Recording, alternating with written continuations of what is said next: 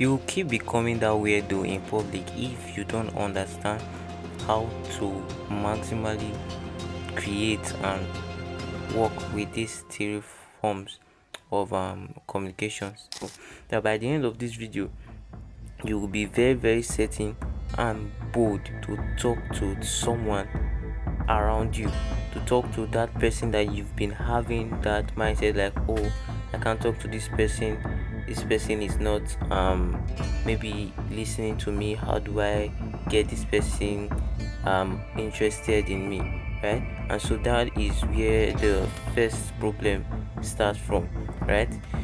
You should not make yourself interesting, right? Making yourself interesting is not the way to go, right? I know a lot of people will say, okay, make yourself interesting, right? What is the somebody, you meet the person, what will they get from you? This is very wrong. Reason because in a conversation, what brings the interest is the both of you in the conversation, not you. Most likely the person you should make interesting is the person you are talking to, not yourself, right? Which brings us to the first rule of a conversation. People love to talk more about themselves. People love to talk more about themselves, right? They like to speak more. Let me draw this carefully, right? If I'm drawing this well, people like to speak more about themselves, right? They like to talk more about them, what they are currently passing through, right? If you tell somebody, okay, what are the current problems you are facing in a so area of your life, they will be eager to start explaining it. And if you come to discover that most conversations where this strategy is being involved, the person you are talking to does more of the talking. And that's another thing. In a conversation, you don't have to talk too much. Right? You have to let the person who you are having the conversation with do more of the talking. You don't have to talk too much, right? So many people will be like, how do I do this? How do I make the person talk more than me? I don't have to talk too much, because how do I just go about it? That brings the question, how. Now the first stage of any conversation, right, starting with maybe a person, is actually what I call the hook. Now I know that this is a strategy that is used for content creation, but also can be used in our daily conversation, right? Now this can start with a simple saying, hi there, how you doing? Or like just a saying like, hey there, how's your day going, right? It can be a simple question, how are you doing? You get? So saying that, how are you doing, allows the person to give a response, right? And that is the core essence of communication, right? Communication is like allowing both parties to have discussions, right, where you give your own reply, the person gives his own. So just by saying, hey, how are you doing, asking that question, hey, how are you doing, you give that person room to give an answer, which can foster the communication. Now this is a simple way, and this is even one of the ways that most people do it, but there are several ways to start up a conversation with somebody you've not known. Like, you have no prior or communication with that person, you don't even have any relationship whatsoever, right? I've used this method several times, and it has worked drastically, right, for me. The first thing I would like to advise or suggest is this: when you are in an event, most likely is the time where you want to connect with people, right? If something is going on and you see that the person's attention is focused at that thing, right? Focus on that thing. You can ask a question concerning that thing, right? You can ask a question concerning that thing. Now, one thing that starts up a conversation, the most important thing is a question, but it is not just any kind of question, right? So imagine, for example, a lady is looking at a billboard right now. Let's put this as a lady is looking at a billboard, or probably a picture, probably an event, right? And you are walking past and you want to start up this conversation with this lady. Make a comment concerning what this person is saying. Make a comment concerning it, and it must be a positive comment, right? For example, I was at a place and a lady was looking at a board, like that's a banner where there were different kind of graduating students who like graduated from a faculty.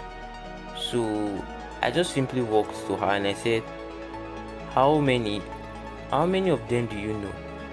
Right? I asked that question. I said, how many of them do you know? And she was like, she doesn't know anybody, this and that. And then as I started mentioning, okay, these are the people I know. Do you know this person? Right? She said like, no, like I don't know it. But said, how can't you know this person? And I started the explanation from there, and the conversation continued. Why? Because I started from somewhere what she's most interested in at that point in time, right? If I had gone to say, hey, how are you doing? That would have disrupted what she was doing at that time, making me so focused right now. And if I didn't have anything from my head to offer, which mostly like most of us face like that struggle, or are in that struggle where we start the conversation, we don't know what to say. And now that is the next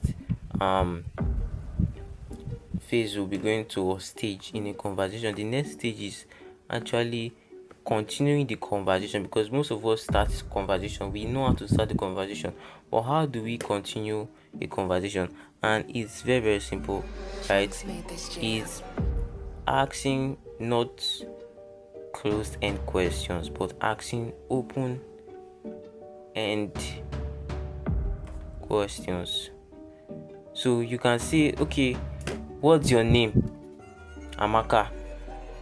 My name is Amaka. That's the end of the conversation. Why? Because she just give you the answer, right? But if you ask a question like, if you would have dinner tonight, what food you or will you be most likely interested in eating? That gives that person a lot of space to think and give you an answer based on their own thinking, right? They started the process already. You've given them something to do, and you can simply ask the question. When they give you the answer, you ask them, why did you choose that? Alright? And that is the reason why the why question, technically all questions like the why, the what, right? The how, technically the who is not that effective. Like that is not that effective. Reason because if you ask somebody who did this, the person tells you the answer straight up. It is not it doesn't give enough room for much talk or like expression, right? So, but if you ask the why question, why did you say this, or why would you say this is the best? The person thinks before he says, like he starts saying something, and this question, answering this question takes a lot more thinking, more much more like words, and it gives more retention and length to the conversation, right? So why is that's why it's one of the most difficult questions to ask, the why question. So now you can ask the question simply saying, what will you be doing at this time if you are at home? And you hear the person saying, I would like to, I think I'll be doing this, I'll be doing that, majorly because this and that. So another factor that helps in the retention of the conversation is repeating what the person has said and asking a question at the end of it. This works like a game changer. I can tell you that if you apply this strategy over and over again, you get results. So if somebody says, maybe I live in Benin, you can say something like, Benin, I've heard a lot of things concerning Benin. What would you say, or how would you see Benin looks like? Or hope is not, or is this, or what this person said this, how true is this about Benin? The person can tell you, well, it's not as really as he said it, it's just that this and that, this and that, this and that, this and that. You see, the conversation is continuing to get. So now, how to end a conversation, right? Because if you do this rinse or repeat, right, this method of repeating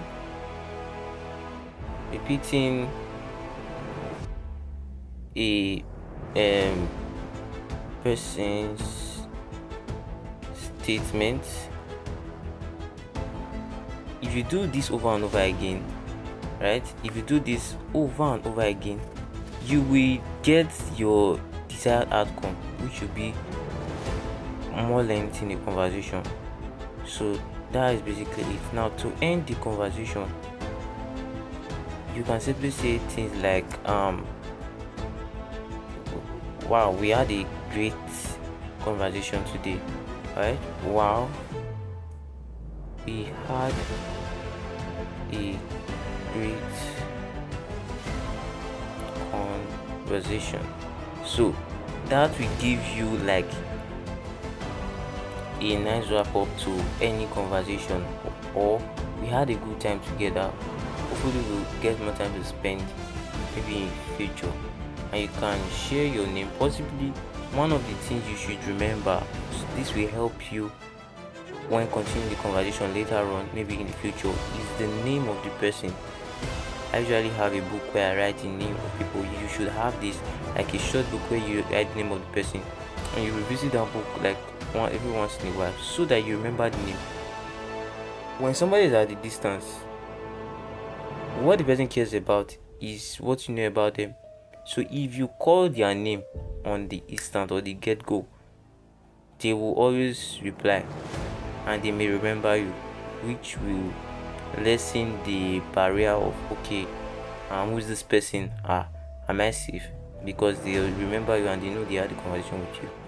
Right? So this is it for this video. I'd like you to subscribe, just getting started with this channel, and give me lots of feedback, and I'll drop my socials on the top comments in the comment box. And until next video, bye for now.